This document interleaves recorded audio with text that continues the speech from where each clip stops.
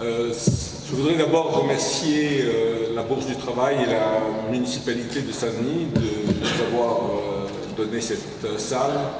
Vous savez, des fois, contrairement à ce qu'on croit, ça ne va pas sans problème, non pas ici à Saint-Denis, mais pour trouver une salle aujourd'hui où on peut débattre des questions de l'islamophobie, de l'islam, ça devient très difficile.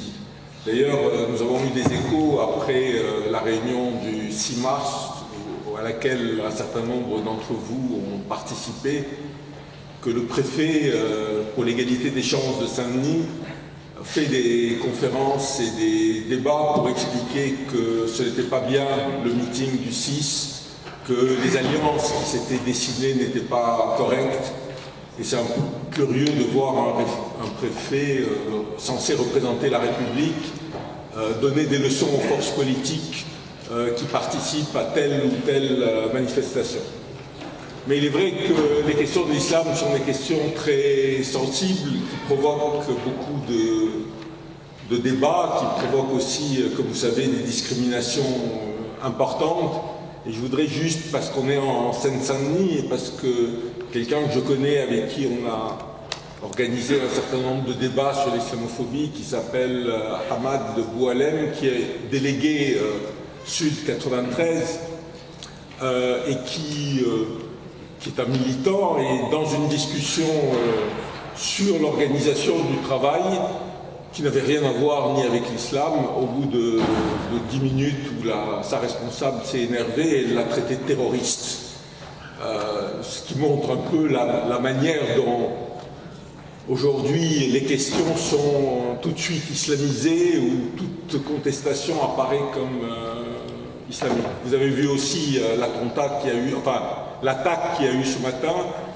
À lire, à écouter en tous les cas la presse, ça reste encore très peu clair, mais en même temps, il est évident que déjà l'ensemble des médias a décidé que c'était un attentat terroriste, alors qu'on ne sait pas vraiment pour l'instant ce qui s'est passé. On sait que c'est un travailleur de l'entreprise qui a tué son patron. Voilà. Et je faisais la comparaison avec la manière dont les médias avaient rendu compte au début de la tuerie de Charleston, où un blanc avait tué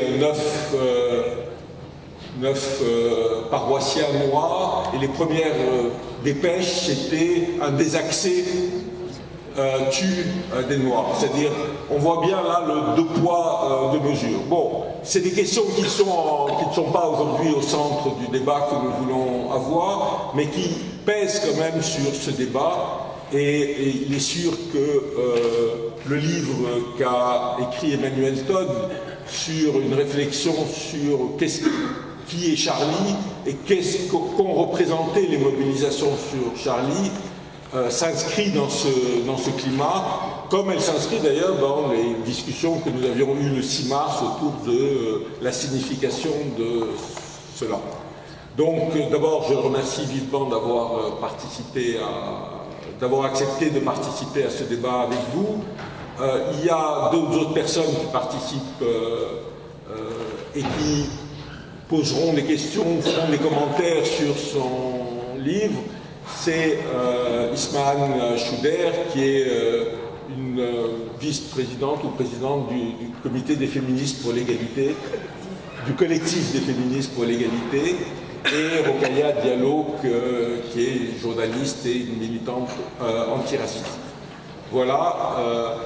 En gros, Emmanuel va parler une vingtaine de minutes, et ensuite il y aura des réactions de Ismahan et de Rokhaya, et puis on discutera, je poserai des questions où la parole vous sera donnée pour poser des questions. Je répète, nous terminerons à 9h30 pour des raisons évidentes. Voilà, Emmanuel, tu as la parole, et encore merci. Oui, je vais essayer de parler aussi peu que possible. Juste pour essayer de situer le livre par rapport au débat, que le livre n'est absolument pas sur l'islam d'une certaine manière. Le dernier chapitre est consacré à ce que j'appelle les Français musulmans, mais si j'avais développé, j'en dis les Français d'origine musulmane, qu'ils soient toujours musulmans ou non en termes de pratique, et le chapitre insiste plutôt sur la diversité en fait. Et puis la fin plaide pour un accommodement avec l'islam et un peu plus de décontraction sur ces questions.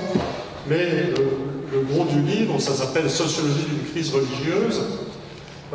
Et c'est un livre sur la crise religieuse, je dirais, qui frappe le cœur de la société française, pas sa périphérie musulmane, pas les 4 à 5% de gens musulmans ou d'origine musulmane en France, mais les classes moyennes françaises qui sont, selon moi, en état de crise religieuse.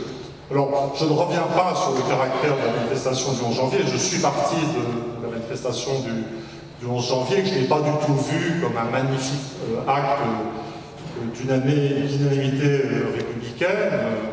J'ai vu les classes moyennes, j'ai vu certaines régions surreprésentées tout de suite. J'ai été pris dans des discussions avec des journalistes cinglés pendant un mois qui contestaient le caractère islamophobe latent ou explicite de cette manifestation, puisqu'il s'agissait bien de manifester pour le droit à blasphémer sur la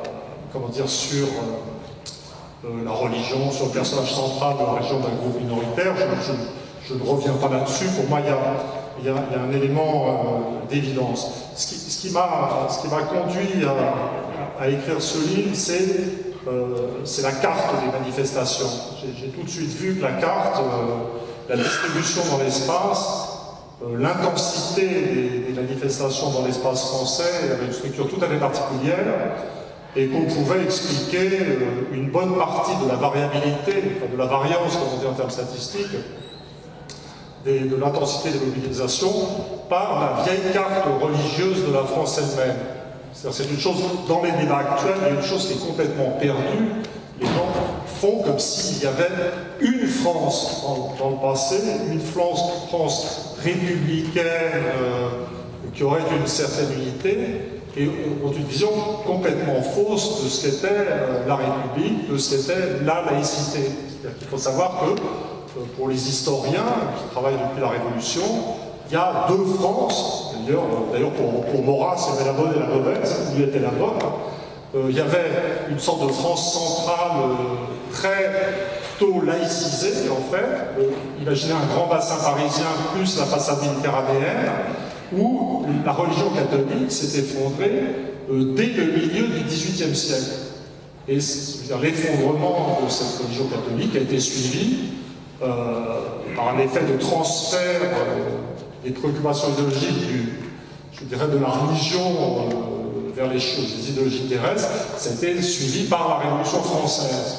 Mais dans les siècles qui ont suivi, dans un tiers des provinces françaises, dans l'ouest, dans les Pyrénées-Atlantiques, sur tout le sud et l'est de l'Est central, la région Rhône-Alpes, la Lorraine, l'Alsace, une partie du Nord, le catholicisme avait plus que survécu. C'est-à-dire qu'après la Révolution, ces régions avaient refusé la Révolution, refusé la constitution civile du clergé.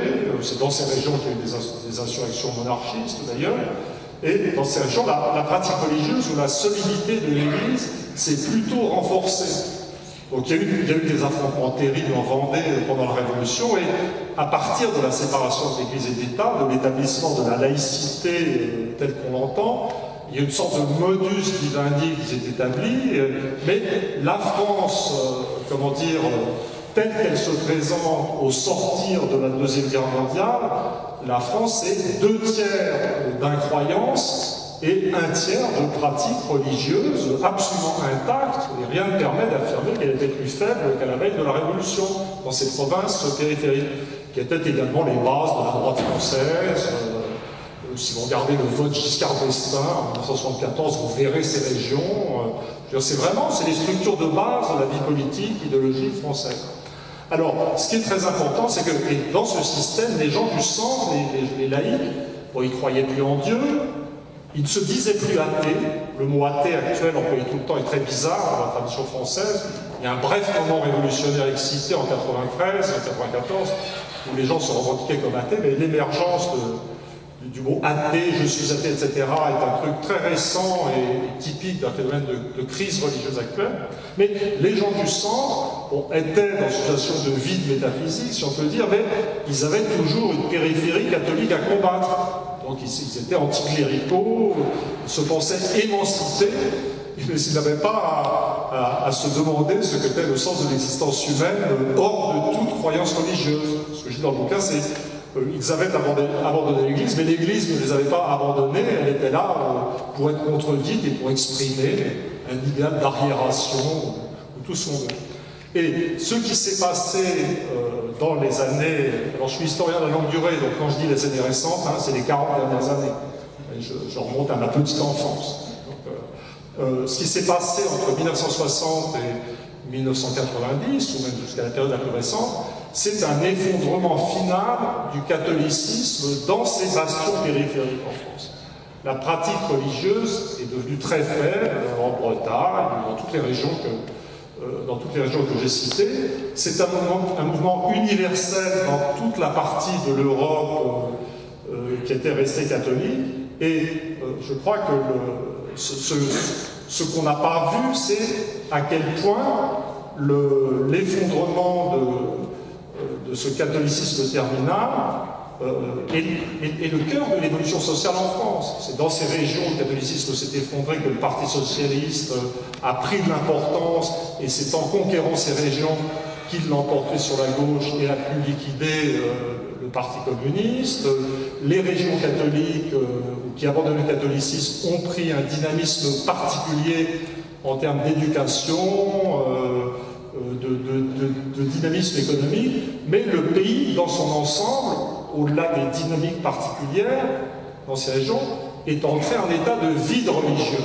Et là j'en viens au sujet finalement. Je pense avoir suffisamment retardé le moment de parler de l'islamophobie, et je dirais que l'une des thèses centrales du livre, c'est que